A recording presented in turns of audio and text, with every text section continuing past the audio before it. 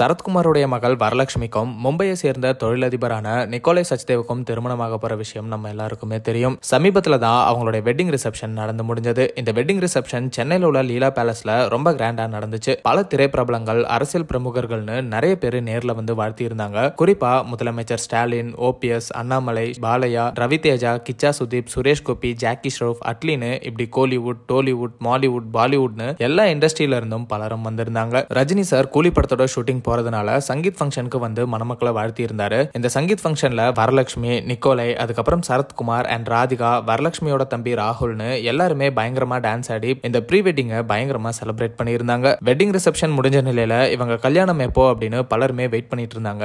ஆனா கல்யாணம் பத்தி எந்த தகவலும் இதுவரைக்கும் வராம இருந்துச்சு. இந்த நிலையில வரலட்சுமியே கல்யாணத்தை பத்தி இப்ப சொல்லியிருக்காங்க. வரலட்சுமியோட ஃபேமிலி அண்ட் ஃப்ரெண்ட்ஸ்னு எல்லாருமே இப்ப தாய்லாந்துக்கு கிளம்பிட்டாங்க. நிக்கோலைக்கு வேண்டப்பட்டவங்க எல்லாருமே தாய்லாந்துல இருக்காங்களாம். அதனாலதான் சென்னையில ரிசப்ஷனை வச்சுட்டு கல்யாணத்தை தாய்லாந்துல செம கிராண்டா பண்ண பிளான் பண்ணிருக்காங்கன்னு சொல்லப்படுது. இந்த மேரேஜ் நாளைக்கு நடக்க இருக்கிறதா தகவல் வந்துட்டு இருக்கு. வரலட்சுமியும் ஃபேமிலி அண்ட் ஃப்ரெண்ட்ஸ் கூட சென்னை ஏர்போர்ட்ல எடுத்த வீடியோவை ஷேர் பண்ணி நாங்க கிளம்பிட்டோம், இது கல்யாணத்துக்கான நேரம் அப்படின்னு சொல்லியிருக்காங்க. மேலும் ஃபிளைட்ல இவங்க எல்லாருமே இருக்கிற வீடியோவையும் ஷேர் பண்ணியிருக்காங்க. இப்ப பலருமே வரலட்சுமி அண்ட் நிக்கோலைக்கு வாழ்த்துக்களை சொல்லிட்டு வராங்க. நாளைக்கு திருமணமான கையோட போட்டோஸ் அண்ட் வீடியோஸ் எல்லாம் வெளிவரும்னு எதிர்பார்க்கப்படுது. இந்த நிலையில வரலட்சுமியோட கல்யாணம் பல கோடி செலவுல நடத்தப்படுதுனும், வரலட்சுமியோட கல்யாணத்துக்காக 1000 சவரன் நகை சீர்வரிசையா கொடுக்கப்பட்டிருக்கணும் செய்திகள் வெளிவந்த நிலையில சரத்குமார் அதுக்கு பதிலளிச்சிருக்காரு அப்படிங்கறதும் குறிப்பிடத்தக்கது.